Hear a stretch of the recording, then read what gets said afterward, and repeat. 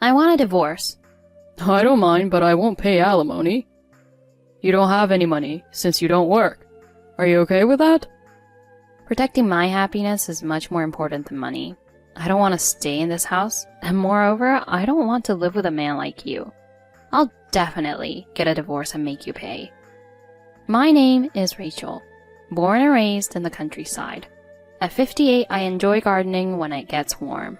I love the peaceful rural atmosphere, but there was a time in my life when I resented the countryside. I was in my 20s then. And after graduating from high school, I got a job at a local department store that was said to only accept elite students. And I think I lived a more glamorous life than others my age. One day, my boss told me that a valued customer was coming and assigned me to serve accompany that person. And that person was my husband, Evan. His family had a Congress representative, and even though Evan wasn't directly related to him, his family ran extensive businesses locally. Being the eldest son, Evan was set to inherit the family and its business, making him influential in the area. But there are many competitive businesses in the field. It may be hard to succeed if they decide to expand their business into the city. However, despite having many competitors, he was almost like a local king. Because of my assignment to show him around the store, he took a liking to me. People around me said things like, "You're so lucky," "I'm jealous," and "Your future is secure." But I wasn't happy at all. The Spencer family, Evan's family, had a lot of bad rumors. They were said to be arrogant, quick to fire employees they didn't like, and known for secretly approaching cute female employees and making many of them their lovers. I had no idea what was true, but where there's smoke, there's fire. There must have been some problems. Evan's approach was persistent. No, intense. He would often wait in his car outside my workplace when I was about to go home. He gave me bouquets and took me to fancy restaurants, expressing his affection in various ways. As I got to know him, I started to think he might be a sincere and good person despite the rumors, and we began dating. This led to our marriage. Right after we got married, his parents gave us a house as a wedding gift. I was taken aback since all I knew was to give more modest wedding gifts. Watching my husband accepting it as if it were natural, it reminded me that we lived in different worlds. I never imagined this house would become a virtual devil's den. Once I started living under the same roof as my husband, his mother frequently visited our home. Her visits had no specific purpose. She just vented about her husband all day. Apparently, she had a lot of grievances against him. She would complain endlessly about him not paying attention to her, being ungrateful, or how he behaved during a fight 10 years ago. Her complaints extended beyond her husband to the way the driver spoke, the secretary's attitude, and even the neighbor's clothes. Listening to such complaints repeatedly was stressful. I was told a daughter-in-law of the Spencer family should not work outside unless she helps with the business. So I had to quit my job at the department store after getting married, leaving me no way to avoid her visits. Her visits, which used to be mostly on weekdays when my husband was not around, gradually extended to weekends. This was a problem. Despite being newlyweds, my husband began to spend more time away from home. His mother adored him and had high standards for his wife, requiring me to be someone she approved of. I wasn't highly educated, from a prestigious family, or good at housework, but apparently my face and modest demeanor were appreciated. A Spencer wife shouldn't be an assertive woman and must always walk a few steps behind her husband. And perhaps my opposite from flashy appearance was appreciated. For the first time, maybe my monolid turned out to be useful too. I can't bring myself to say, "You told me that story before," because she took my natural fear of talking to people from influential families as modesty. 6 months into the marriage, my husband rarely came home, and I began to wonder if I married him or his mother. One night I discovered my husband was cheating. I accidentally saw him kissing a woman in the back seat of the company car through the window when he returned home. The driver didn't seem particularly disturbed.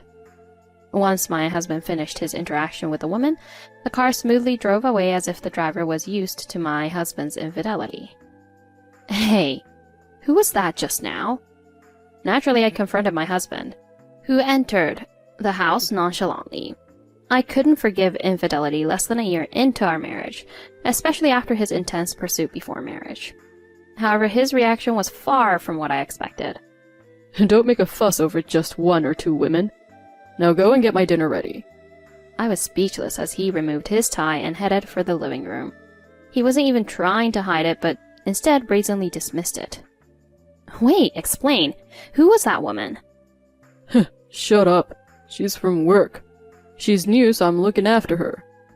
But you're a manager, right? That's not your job. What exactly are you taking care of? Oh, I'm tired. Be quiet. He forcefully shook off my hand and pushed me by the shoulder, making me fall back. Go and cool off. I'm going to go take a bath because I'm in a bad mood. Leaving only a cold glance, he actually went to take a bath. The sound of the shower echoed emptily in the room, making me deeply regret why I married such a person. The next day, my mother-in-law came to the house as usual, but she was clearly in a bad mood. The first thing she said to me was, "Rachel, sit down." What? As I stood there confused, the secretary who had come into the room with her forcibly held me down and made me kneel on the floor.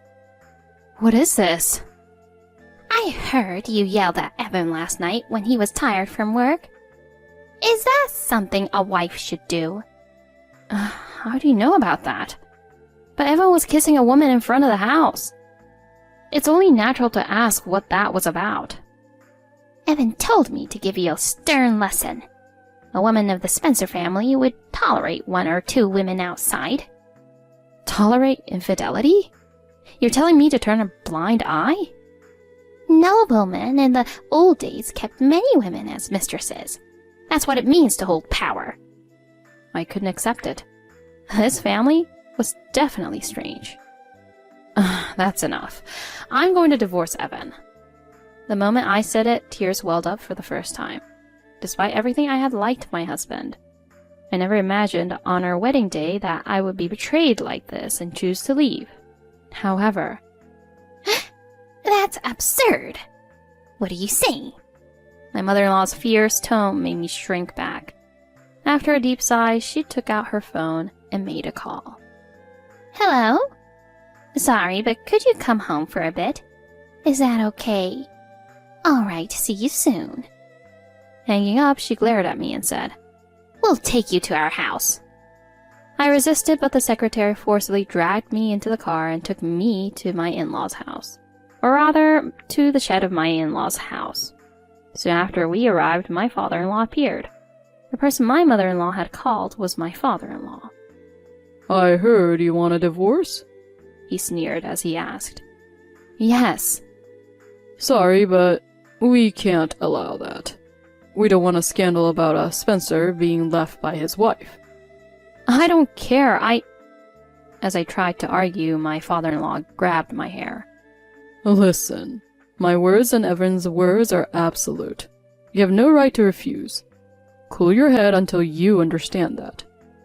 With that, he roughly released my hair, making me stagger backward. Let's go, he said, and my mother-in-law left with him, saying, "Good luck." Hearing the lock click shut, I realized I was trapped. I pounded on the door and screamed, "Let me out!" But the secretary-like person just said, I can't do that, through the door and ignored me afterward. 12 hours later, locked in the hot and humid shed, I was on the verge of dehydration when I was finally released. My mother-in-law handed me a bottle of water, asking, "Has your head cooled down?" I drank the water desperately, feeling nauseous and completely exhausted. Far from cooling down, I couldn't think at all. Led inside the house by my mother-in-law, I saw my husband and a woman sitting beside him. Have you reflected on your actions, Rachel? If you've understood your mistake, I'm willing to forgive you. I mean, I like you too. Seeing my husband smile, I felt a chill down my spine. There's no use in trying to communicate with this person. Also, from today, this person will live with us. This is Kate, so get along. Looking at the woman, a scene floated into my hazy mind. This was the woman Evan had kissed. What are you thinking? Why should I live with your affair partner? Hey, do you have a problem with that? Of course I do. This is wrong. This house is crazy. Not just you, but your mother and father too. All of you. The air in the room froze after my words, but I didn't think I was wrong at all. You dare insult not just Evan, but his father as well. My husband cut in to calm my furious mother-in-law. You said you wanted a divorce, right? Do you understand what will happen to you and your family if you do? I glared back at my husband's cold stare. I'll do it. Divorce me. Fine, but I won't pay any alimony. You don't have money since you don't work, right? Can you manage? My husband smirked, thinking I would come back if he dangled money in front of me. That must have worked before. I don't mind. I want a divorce. With a sigh, my husband told his affair partner. Get the paper from the right side of the drawer. She got up, took the paper from the drawer, and handed it to my husband as instructed. Here, my father told me to keep this as a threat in case something happened. I've already signed it. Use it as you like. He handed me a signed divorce paper. Good, I can cut ties with this family immediately. Make sure you don't regret it. I won't, no worries. Dragging my exhausted body, I was headed to the city office to file the divorce papers. Wait, even if you're going to become a stranger, it would be shameful for a woman once related to a Spencer to be seen walking outside a night alone. Use our car. I'll assign a driver. I grimaced openly at my father-in-law's words, suspecting they planned to trap me somewhere again. At that moment, Madison, a secretary, raised her hand. I'll go. She had accompanied me on all my shopping trips since the marriage. Fine, you go. My father-in-law ordered, and I, trusting Madison, got into the car and submitted the divorce papers. 2 weeks later, I suddenly got a call from my ex-husband who yelled at me right off the bat. Don't mess with me. What is it all of a sudden? Don't play dumb. You're the culprit, aren't you? Because of you, we're losing clients left and right. What are you going to do about it? Oh my, that's exactly what I intended. I'm glad. I chuckled, and he got even more frustrated. I'll destroy your family. He shouted over the phone. In fact, when I submitted the divorce papers, Madison handed me a pen in the car saying, "Please use this." The contents were videos of me being scolded by my mother-in-law over my husband's affair, forcibly taken to the car by the secretary, and locked in the shed. There were also videos of my husband saying he wanted to live with his affair partner. Madison's sister had been almost forced into becoming my father-in-law's lover, and when she refused, she was fired from their group company. Madison and her sister had different last names because their parents had divorced and they each took one parent's name. That's why no one realized they were sisters, and Madison had been waiting for an opportunity for revenge. She always carried a pen-shaped miniature camera in her breast pocket to capture any scene that may be useful in the future. Rachel, the treatment you received was too cruel. You're kind, always thanking even the secretaries. With this, your family will be safe. Use it however you like. Saying this, she entrusted me with the data. Thus, armed with perfect material, I contacted a friend who worked at a publishing company. I intended to expose the true nature of that family. I had planned to do this after the divorce in the first place, but having evidence of the horrible treatment I received was invaluable. I sold the data to a magazine company, and the cruel reality of the family spread not only through magazines and newspapers, but also on social media. Given the family's connection to a Congress representative, it was no surprise that people would be interested in such a scandalous story. Why did you have to expose even my parents' affairs? I just wanted to bring all the filth of your family to light. If any power remained with your family, you'd ruin my family, right? I took up the sword to protect my family. Got a problem with that? During my daily lessons listening to my mother-in-law's complaints, she had confided about her lovers. Originally, she had an affair to get back at her husband for cheating. Even at 68, her lover was in his 20s, and she lavished him with gifts. She used to say, "If it weren't for this family's constraints, we'd be together already." But to her lover, she was just a wallet. She had had many lovers over the years, so it was a tit-for-tat situation. Now, my father wants to divorce my mother. It's your fault. Isn't the Spencer family supposed to stay married? Changing your stance so easily when you can't endure it anymore? Your father's quite small-minded. Shut up. You can't talk big when you're the cause of all this. Cause? Don't make me laugh. It's your parents' rampant infidelity that's to blame, and your affair that led to our divorce. What am I supposed to do if this house collapses? I'm the only one who has to inherit and rebuild the family business. I'll lose everything. His voice was getting tearful. It was his own fault, so I found his whining pathetic. If you're so attached to the house and company, then work hard and rebuild it from scratch. Don't you have any spirit to start over? It's pathetic that you can't do anything without an advantage from the beginning. Shut up. You can't understand the pressure of living up to expectations as the sole heir. Do you really think you were the only one expected to inherit everything? Of course. Well, okay. You're the only decent son. What do you mean? I'm an only child, and you know that. No, you have a half-brother. That's a lie. What are you talking about? Right after our divorce, I hired a detective through my parents' connections. But your family is so famous that information came out without needing a detective. And this leads to me having a brother? Huh. Ridiculous. I've never heard such a thing. As he got angrier, I calmly explained his brother's existence. But it's true. You know Amelia Jones, the maid? Your father had a child with her. My ex-husband was speechless. Amelia? With her? Hearing a familiar name, he seemed to lean into the conversation. Yes, but he didn't acknowledge the child. Your mother, who was then newly married and childless, was very upset. Even when your mother was pregnant with you, your father favored his firstborn son and wanted him to inherit the family business. He even said so publicly. But when that didn't happen, he reluctantly had you as the heir. Your family's story is like a drama series, isn't it?